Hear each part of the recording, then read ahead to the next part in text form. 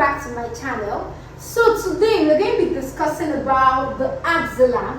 The axilla, in a layman's understanding, is also referred to as the armpit. Yes. So the axilla is a pyramidal space that is situated between the upper part of the arm and the chest wall. Okay. So it resembles a four-sided pyramidal space. So the axilla is like this. It resembles a four-sided pyramidal space. So this is the wall, the apex. So these are the walls. Then this is the base of the axilla. So you can say that this is the base, this is the apex, and these are the walls. So this is the posterior wall, the medial wall, the lateral wall, and the anterior wall. Okay, so the anterior wall. Very good. So this is how the axilla looks like. It resembles a four-sided pyramidal wall space. So it's not blocked, like it's not in a block shape, it's in a pyramidal wall shape. Good. Now the first one we're going to be talking about is the apex. This apex is also known as the cervical axillary canal. But before we get into the cervical axillary canal, let's talk about what makes or what forms this apex, what the boundaries of this apex. Now as you can see, this apex is not directed downwards, okay? The apex is directed upwards, okay? While the base is the one that is directed downwards. In some situations, there's some structures. It's not all apex that is directed upwards. Okay, so there are some structures in anatomy that some of the apex are directed downwards. So you have to be very careful. Apex does not really mean that it should always be directed upwards. Okay, good. Now on the axilla, the apex is directed upwards and is formed by, it has anterior boundary, posterior and medial boundary. Now let's talk about, this is my right scapula, okay, and this is the left clavicle, okay. I don't have the right clavicle, but let's assume that this is the right clavicle, and I place it in its position, and I put it in this position. Notice the acromion process, the acromial end of the clavicle, which we articulate with the acromion process of the scapula. So let's anterior aspect of the apex of the axilla. Good. Now anteriorly is getting bounded by the posterior surface of the clavicle. Now, if you've not watched my video on the clavicle, please do that to understand the surfaces of the clavicle as well, okay? And also the muscles that can originate at those surfaces, and also muscles that can insert there. Now, the next one is posteriorly. That's anteriorly, it is bounded by the posterior surface of the clavicle. Posterior is bounded by the superior border of the scapula, okay? And the medial aspect of the coracoid process. So this is the superior border of the wards of the scapula, and this is the medial aspect of the coracoid process. So this is the apex. Remember I said that the apex of the axilla is directed upwards. So this is the apex of the axilla. Good. As you can see, this is what forms the apex of this axilla. Okay, good. Now the next one is medially. It is bounded by the outer border of the first strip. The outer border of the first strip. Now remember that this scapula extends from the second rib down to the seventh rib. So now, this axilla is bounded by the outer border of the first strip, the medial aspect of the axilla. Okay. Now there's another thing you should know. There's an oblique passage that you can see here at this apex of the axilla. There's an oblique passage which is here. So this oblique passage allows the passage of some things. We are going to talk about that thing. Now the oblique passage is called the cervical axillary canal. This is where it is, the oblique passage. So this oblique passage is called the cervical axillary canal that allows the passage of the axillary arteries, the axillary vein, and the brachial plexus to enter into the axilla. Okay, that's the work of the cervical axillary canal. So the apex can also be called the cervical axillary canal. Okay, it allows the passage or the entrance of the axillary artery, axillary vein, and the brachial plexus. Please, if you don't watch my video on brachial plexus, please do that. So that's all for the apex of the axilla. Now let's talk about the base of this axilla. Just like the apex is directed upwards, the base is directed downwards. Okay, the base of the axilla is directed downwards and is being formed by the skin. It's formed by the skin. It's formed by the superficial fascia, and is also formed by the axillary fascia. Okay, So it's formed by the skin, it's formed by the superficial fascia, and it's formed by the axillary fascia. Now this base of the axilla, okay, it is convex in its upper part, okay? It is convex in its what? Upper part. Now let's take it all over again for the apex and the base of the axilla. Now I said the apex is directed upwards, okay, and it has its own boundaries. It is bounded medially, anteriorly, and posteriorly, right?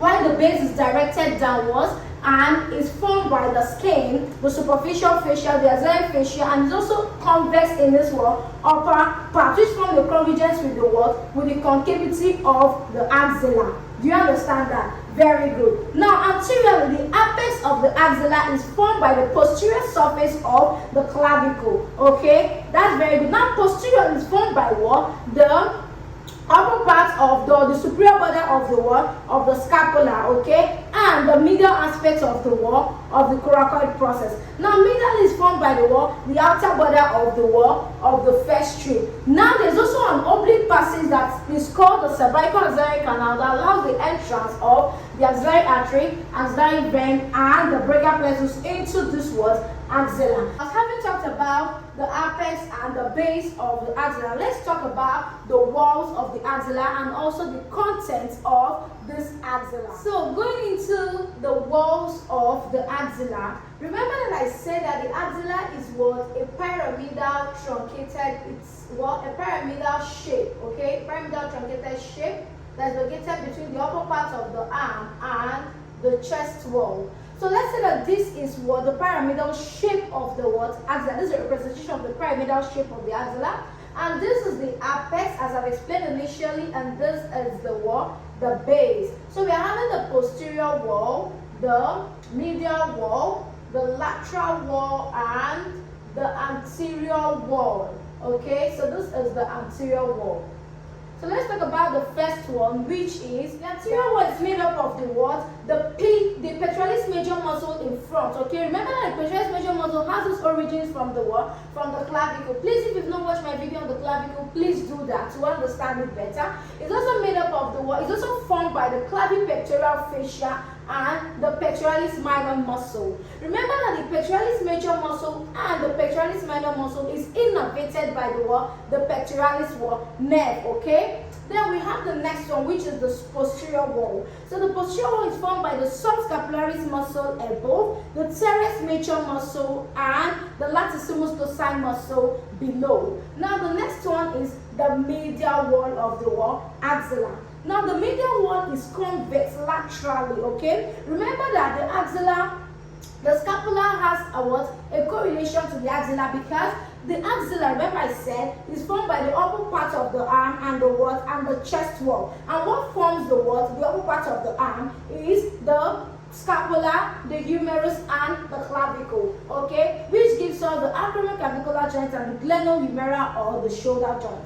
So that's why I'm always making reference to the scapula and to the clavicle. Then the next one is it is convex laterally and is formed by the upper forearm and its intercostal muscles and the upper part of the serratus anterior muscle. Remember that the serratus anterior muscle lines the medial border of the scapula, okay? And the serratus anterior muscle is innervated by the long thoracic nerve or the nerve to serratus anterior. Any injury to this can cause the winging of the scapula.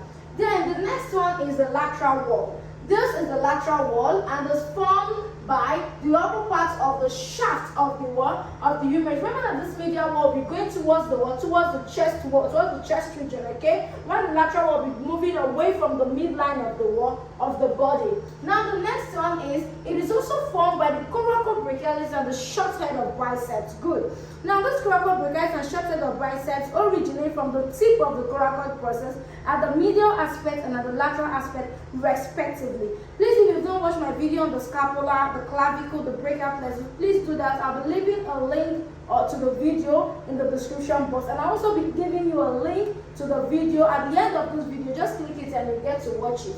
Now the next one we are going into is the content. Before that, the lateral wall is also formed by the upper part of the shaft of the humerus. Now let's say that this is the bone of the humerus, okay? Now this is the shaft of the humerus, okay? Yes, so this is the shaft of the humerus. So the lateral wall, remember that the lateral wall is having a connection with the wall, the lateral border of the scapula, okay? So this lateral wall is going to be formed by the upper part of the shaft of this wall, humerus, the clavicle brachialis, and short head of what?